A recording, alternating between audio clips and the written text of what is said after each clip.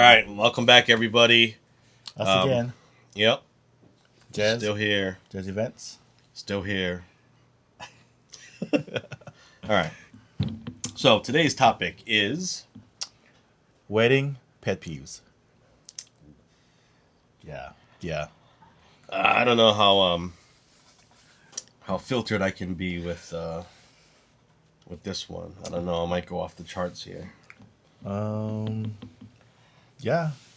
All right, go ahead. Break the ice. Let's go. Pet Right, peeves. So no, you go first. I want to hear yours one first. Okay. Wedding pet peeves. Okay, so the number one thing that kills me. So obviously we start the day as photo video team, right?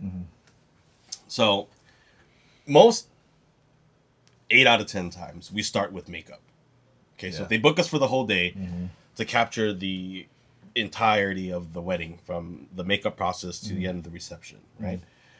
We start at the makeup. Okay. What kills me is when I don't have room keys for the bride and the groom. So what ends up happening is I'm trying to get my team into A, the groom side, and then B, the bride side, right? And sometimes when there's no extra keys allocated for us, it becomes I hope somebody picks up the phone to let me in. Yeah. So, calling up the coordinator, saying, "Hey, are you in the room? Can you open the door? Is there a set of keys?" Yeah, there should be a set of keys. Where are the keys? Where's the bridesmaids? Who's in charge of the keys? Or where's the mom? Where's the auntie? Where's the keys? So, granted, we do come a little bit early to start setup and get everything started, but it just hits a big mental halt when everything is flowing, all the creative juices is rolling, and I'm stuck at a door. It sucks. And that, to me, that's not how I want to start off your wedding. That's not how I want to start off your day. But yeah, it's kind of frustrating when I can't get a hold of everybody and I'm trying to do something. So with that being said, that's my number one pet peeve in chronological order is Getting a key. getting a key. Give me a key. It's not that hard. If you need to drop my ID, drop my name to the front desk, whatever it is. Certain hotels have different, I guess, regulations and stuff like that. But if you just hey, I'm going to have a photographer. I'm going to have this and this here at this time. Here's his name. He's going to come by with an ID. Can you give him a room card? It's not that hard. But it saves us, honestly, about 30 to 40 minutes. Yeah. Because when I have to run back and forth and find keys... Yeah, you're wasting time. Yeah, well, you're wasting your own time, first Yeah. of all. And then it just kind of puts me in a... what am I doing here? Yeah. Or why am I stuck in this situation kind of thing? That late start, which is like not fun. Yeah. Anyway, that's my first one. So, what is your pet Well, peeve? speaking of hair and makeup, mine's one is my biggest pet peeve is when hair and makeup is running late. So you know where I'm going, right, with that. Oh, well. Running late meaning everything else fall behind. Photos, videos, who knows, ceremony and reception. I've had weddings where everything was so late because of the hair and makeup. I mean, not lately. Lately, some vendors were good, but when it first started off, that was a big stress. And then the bride group always get mad. Like, oh, why? How come we didn't do this on the program? Why we didn't do this on that? Well, because your hair and makeup. So that's one of my greatest pet peeve. Can I comment on that? Of course. So, well, we're gonna talk about that. That's Yeah. also one of my pet peeves. Yeah. This is usually when I start dropping the F-bombs, but I mean I do it anyway while I'm shooting when shit's running late. But so as a master controller and control artist that I am, it really pisses me off when I can't control certain things. And I'm sure it's the same way as a coordinator. We have a timeline for a reason. We have a timesheet for a reason. We have a shot list for a reason. To make sure that things kind of go on time. Yeah. And as a professional vendor, not only hair, makeup, or photography, or the cake people, or whatever it is, but I just burped. But I get there early to set up because I know things like this happen more than you think. Mm-hmm. 9 out of 10 times something will be late.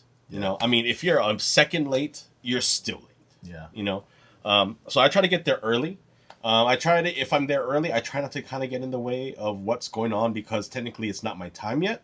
But I'll get there early in a sense where I can find a stash room where I can just lay everything out, have a quick meeting with my team, and then, just get ready for the prep or the pre-shoot, But yes, so when HMU hair makeup, HMUA hair makeup artists, when they run late, it pushes everything late for me. So if there's a timeline for, hey, sister bridesmaids is getting done at this time, let's say 10:15, and we're going to start the bride's going to get her final touches done at 10:30, and it's 11:15, and she still doesn't have her hair set and nothing is done, I'm losing the shit out of my mind. Because now I'm supposed to get probably a first meet or probably letter exchange, right? At this time. Yeah. So how am I going to do this before the ceremony? Granted, if the ceremony is off location, right? And there's things called traffic, right? How am I going to get all this in a certain amount of time when you took away 45 minutes from me? And what happens to the ceremony? What happens to all the guests that show up on time? If you're a guest and you don't show up on time, please don't walk to the ceremony because you fucked up. Be there, okay? Anyway, but yes, so, I mean, hair makeup artist is usually the first, and I'm sure vice versa as photography too, right? Like, where's the photography team? They're supposed to be here on time. But that's like the start of the whole day. And once you're late there, it's a ripple effect, and it just triggers everything, and everything just slows down. Yeah, that stresses me out a lot. Yeah, well. Yeah. I would say you had white hairs, but you don't even want hairs on that I head. shave them all off. What else is shaved, Jez? Let's not go there. Okay. Well, we kind of went there a little bit. Okay. All right. Another pet peeve. Well, I just kind of talked about mine. Oh, okay. Well, I have another one. Yeah, go. And this happened, I think the last 3 weddings I've done last year was people wearing white. Ooh. White to a wedding. So what is it with white and weddings? I always thought what is the main reason for it, but through all these years learning about the industry, unless it's directed by the bride and groom, like let's say it's a white party, so everyone wears white. Okay. But if it's not directed from the bride and groom and you wear white to a wedding, you're gonna be like one of the weddings I've done last year, maid of honor. She's some auntie's wearing white. You know what she did? She grabbed the chair cover, the chair sashes on the chair. She went up to them and tell them, "Wear this." Oh. And it was a kind of titter action. She'll probably be watching. She's a titter. I'm gonna turn to watch this, but yeah. Shout out to you. Thank you for taking charge. Thank you. Literally, she went, grabbed the chair sash and gave it to those 2 aunties, and they're like, "What?" And then she told straight up, "Because you're wearing white. You don't wear white at a wedding." So I was like, "Oh, she did it." So do you think that, I mean, 2026, right? What is your honest take on people wearing white to weddings? I mean, is it something that the couple should put in their save the day RSVPs, just info? It's unplugged, unhinged. Please don't wear white. Is that something that you think is the couple's responsibility, or more so on the coordinator's side? Oh gosh, I don't know. See how I turned that and I shot it back? Because you know why? I think it's a general rule. Okay. That everyone should know. Okay. But then again, if that becomes an issue, or I say the couples can say on the invitation, so maybe it does do like semi-formal. Do not wear white. White party, if it's white party, then that's people can wear white. But so what if a vendor wears white? Oh gosh, I'm gonna tell them. You should know. Right? You should know, right? Okay, so this month I have a couple of weddings, okay? So if you guys don't want me to wear white, let me know. If not, maybe, the next one, I think next month we have a big one at Waikai. Maybe I'll just show up in all white. In my I'll now later Crocs on, my crocodile shoes. Yeah, I'll get some black attire ready for you on the side. You gonna make me nux it? Like the color of my urumut? Oh my gosh. Kiffy. Anyway, Moving on. so but I want to talk about that really Yeah. quick. So let's say so the couple says, "Hey, please don't wear white." Yeah. Okay, and the coordinator says to, I mean, if you guys, I don't know if you guys reach out to the guests, if that's just all in the couple, but if he says don't wear white and somebody wears white, whose job is it to tell the guest? Is that That you? you're wearing white? Yeah. Um. Is that what you kind of engage with the couple? Say, hey, I know we're not supposed to be wearing white. Do you want to let it go, or do you want them removed from the wedding? So from the past, I did reach out to the bride and groom, and I did tell them, hey, that person's wearing white. Well, majority they would say, oh, that's fine, that's fine. But Except for that titter. yes, except for that one bride, maid of honor, she went right straight through it, right straight through it. So, but a lot of the times it's like, oh, that's fine, that's fine. But it's a general rule that people should know not to wear white at a funeral. And Even- it's just directed by, Even funeral. You just said funeral. sorry, not funeral, wedding. Okay, so speaking of funerals, you're supposed to wear black. Funerals can wear white or black. I mean, Oh, okay. It's a culture thing. Oh, okay. Yeah. So aloha shirts is fine since we're Yeah. in the 808 state Yeah. of corruption. Rails with potholes. Yeah. Speaking of potholes, my really good friend of mine just hit a giant pothole in Red Hill Yeah, last night. I seen that. So, if you guys know who's responsible for that, is it the city and county, the state, or the federal government who owns that roads that, my buddy needs to reach out to? He's probably gonna watch this. Please drop a comment. Let him know. Hey, this is the link.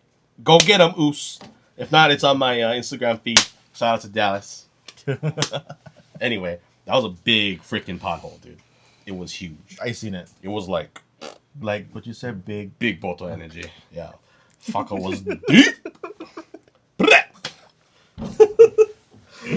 You're gonna hurt his feeling. He's probably watching anyway.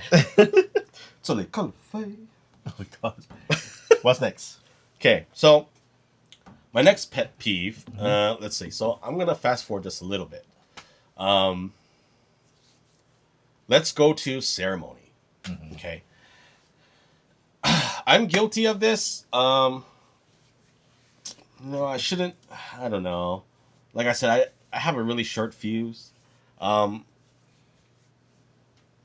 If it's an unplugged wedding, if it's an unhint, whatever you call it, please don't be that auntie, uncle, sister, cousin, in between, whatever you are, with the phone in the middle of In the aisle here taking photos, okay?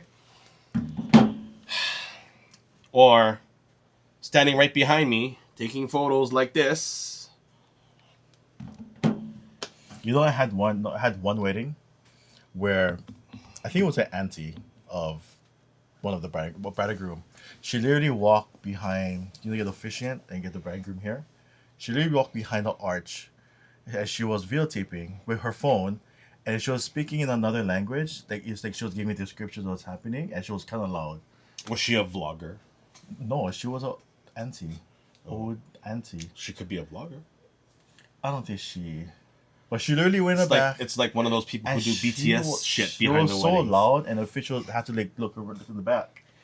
And then so the bride's mother, I remember the bride's mother went psh, psh, like, yeah. So you probably know what kind auntie. And I was so like livid. I was like, why would you even? So that's my pet peeve too. It happens more than you think, and Yeah. honestly, like, so in my packages, I offer an uncut ceremony.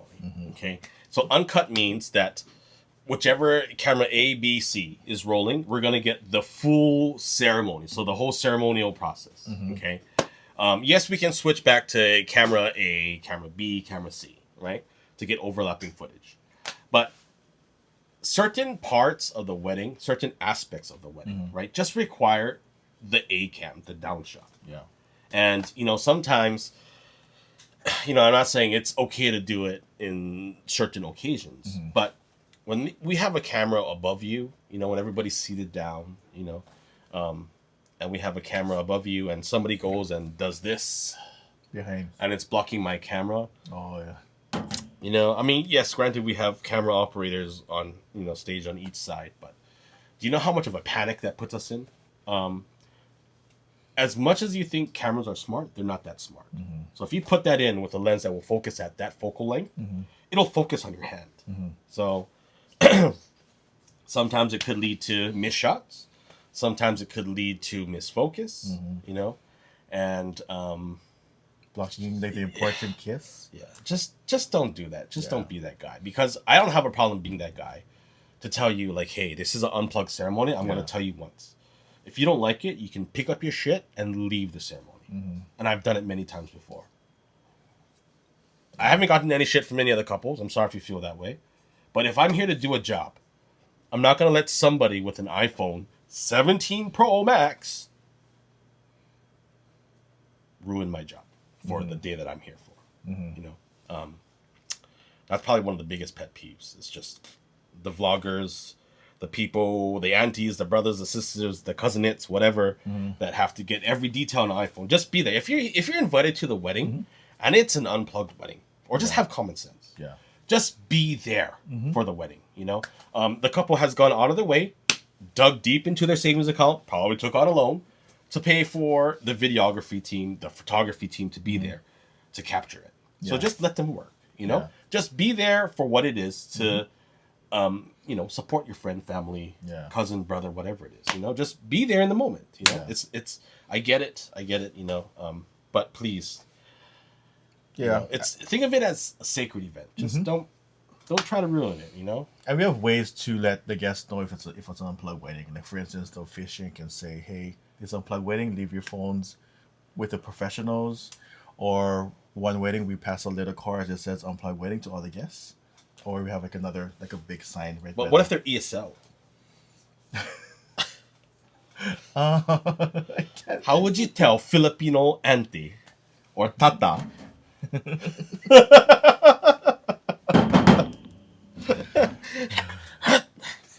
I just take away the control. Okay, not even twin dance. Sorry, at the Asian. Anyway, Yeah. your next pet peeve. Next pet peeve. Oh my gosh.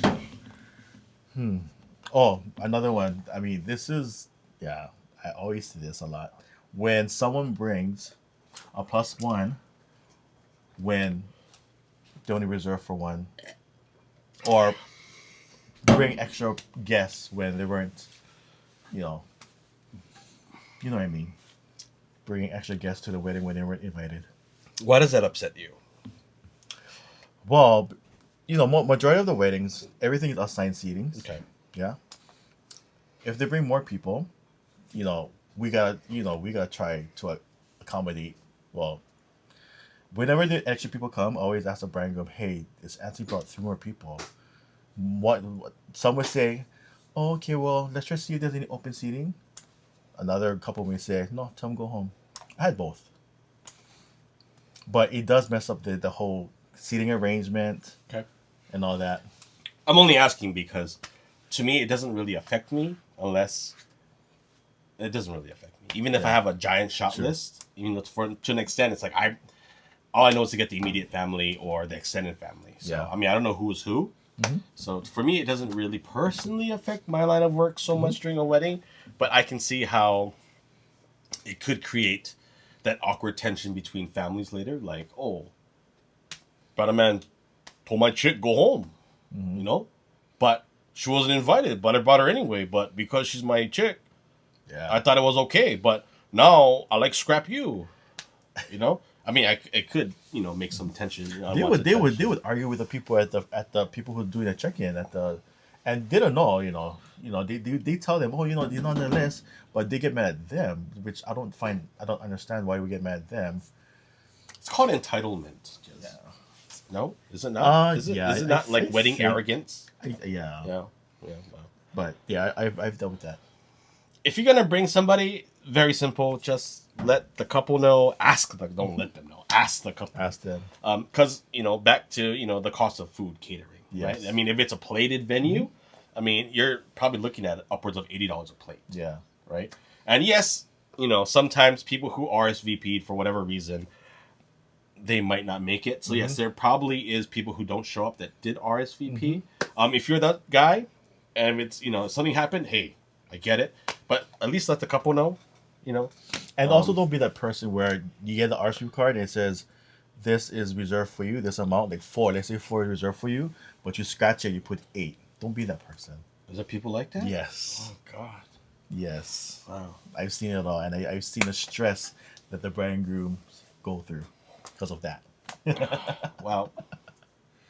Yeah. Yeah, I get it. I mean, yeah, because if there's not enough food, that's Yeah. But I mean, then they're gonna be eating my vendor meals potentially, Jez. Then what am I gonna eat? Exactly. What are you gonna eat? 7-Eleven after work. Oh God, Katsumusubis. Yes, sir. Now that Zip is closed early. We gotta call that 12. Yeah, Zippies, you guys gotta fix your guys' schedule, bro. It's driving me crazy. Some of us work events late at night. We just like grind one. Chili chicken, no bean with cheese and onion plate at like 2 a.m. Make it happen. Do better. Unless there's Mickey's on the road. Mickey's good too. Yeah, that place dirty though. How is it dirty? Dirty. Inside or outside? Every place dirty. I look at that. The place dirty. Oh, but good food though. Oh, I guess. Extra seasoning, yeah. Oh God. Mickey's. Give me a shout out. Oh God. Mickey's. Clean your stuff, Mickey's. Clean your stuff. Clean your stuff, because good food doesn't cut it in 2026, bro. I don't care how old that thing stay. Clean your damn facilities. Okay, what's yours? What's another one for you? What is another one? I don't want to make this too long, so I'll just touch up on one more thing shortly. Okay. Changing things at the last minute.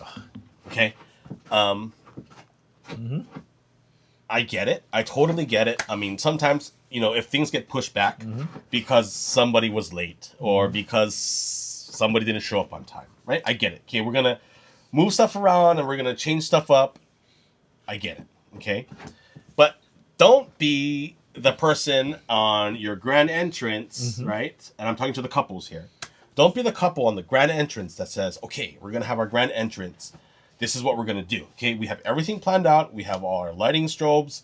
We have our lights ready to go. And then you're going to be like, okay, no, we're going to change up the thing now. Yeah. That drives me crazy. I mean, the biggest thing for the reception, honestly, besides like the first dance, the mother and speeches. Yeah, it just, the grand entrance is the key highlight that I like to get. The first major thing. Yeah. So please, if we're going to change something, at least let me know a little bit prior, but not, like when it happens, it's like everything is set up. It's like, and it happens like, oh shit, okay, hold on, give me 3 minutes, right? And then I get it, we got to change stuff up, but it kind of puts me, and it kind of makes me look stupid. Like, I don't want people looking at me like, wow, this guy, how much they pay this guy for? You know what I mean? And like, I'm literally running around with a chicken on my head, and I'm trying to get everybody to coordinate, like, hey, we're going to change it. They're coming here. Yeah. You know what I mean? Or, you know what I mean? Like, we got to change our angles. Yeah. Right? And it's like, it's more stressful. Yeah. Also, for the most part, in chronological order for the things for reception, okay, I get it. Hey, we're going to bump this up. It's fine. You know what I mean? But, like, grand entrances, like, people get, I don't want to say cold feet, but they feel like maybe it's not grand enough. So hey, we want to do this instead, or if we have a certain route in mind, right? And then you like deviate from the route, and then you decide to go all the way around because you think your dress can't fit. Yeah. And it's like there's nothing over there. There's nobody over there, and I'm like shooting you in the dark, walking down, sister, and it's like. Just leave it up to professionals. Yeah. Well, I mean, communication is one thing, and if you absolutely need to. Then just know that it's probably going to take us 5 to 10 minutes to reset them. I mean, there's last minute changes. Just let us know as coordinators so we can communicate with the rest of them. Don't let us know like 3 minutes before the thing stops. Oh, yeah. I know, like, I've seen changes in entrances. I've seen changes in people giving speeches. Ceremony also. It's like, it's fucking stressed, I think. When you change last minute. Yeah. Yeah. Okay, well, that's kind of what as much as I want to talk about for pet peeves for this one. If you want to know more, just message us. We can tell you more. Call us, text us, don't email me. But yeah. Thanks for watching. Hopefully you have a little bit more of a better insight onto what it feels like for vendor stress. If you guys don't know, I mean, florists are there. I'm not gonna shit on anybody, but you know, florists are there to set flowers, right? Hair makeup is usually done after the hair makeup. Photography video team is usually there the whole day with the coordinator. So as much as you like to think that the coordinator has the final call on things, to an extent, but we kind of work hand in hand. We work alongside each other, right? So when something goes off schedule for your guys' side for the timeline, right, which is also my timeline, then it just creates a huge chaos. Yeah. You know what I mean? So I think that's the main thing. yeah, I mean, other vendors, we love you, we really do. I'm not saying you don't work as hard as the photography video team, but you know, we're there for the whole day, and when you know, it's just a really big ripple effect. So to feed the vendors too. Yes, feed the vendors. Yeah. Speaking of which, shout out to all the Ono food caterers and vendors, and then let us know Hotels. That's another topic. I think hotels are just a little bit overrated. I think. I mean, we're gonna talk about the next one. Anyway, let us know who you think is the best food caterers. Yes, or who the best food caterer is and why. What is their best selling dish that you have to get from them for your guys' 150, 200 pack wedding? Let us know, and probably can bring them on to a podcast. Yeah, and maybe we can tell you if you know, because obviously everybody feeds us. We can let you know how we really feel about if the food is really Ono or if it's just. I have my favorites. Yeah, I definitely have my favorites too, and I have my least favorites. But we're not gonna talk about the negativity because I'm already negative. So anyway, guys, thank you for tuning in, and we shall see you on the next one. Yep. Aloha. Shoot.